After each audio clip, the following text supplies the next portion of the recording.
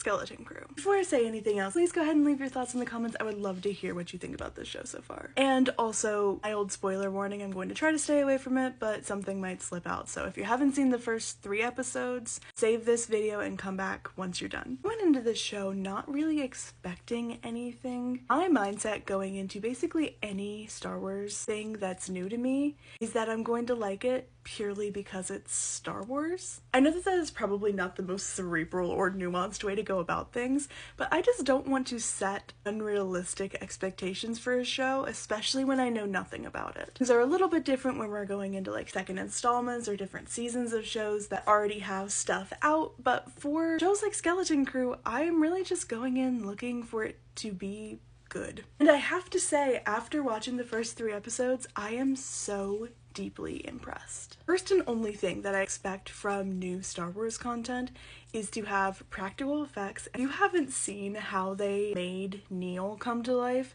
definitely look into it. They had the actor in the bottom half of the suit with no head, and he had like this camera rig so that they could capture his facial expressions in the moment and then would refilm, but instead of having the voice actor in there, they would have a body actor with a mask on. It's a long process and they definitely didn't have to do all of that. I think the fact that they did is just so what I at least expect from a huge project like Star Wars. Another thing that I'm loving about the show is all the characters. The kids are just so sweet, and thus far I think they've all done an amazing job differentiating their characters from one another. All of the acting has been phenomenal. I know we haven't seen a lot of Jude Law yet. I think that his character is so intriguing and I cannot wait to see what he ends up being. Speaking of Jude Law's character though, what do we think is up with him? I think it's very obvious that he's not a Jedi in the classical sense, like he obviously was not trained. I'm saying obviously just because he's not like showing any of the other characteristics that a Jedi has besides being Force sensitive. But on the same hand, he's definitely not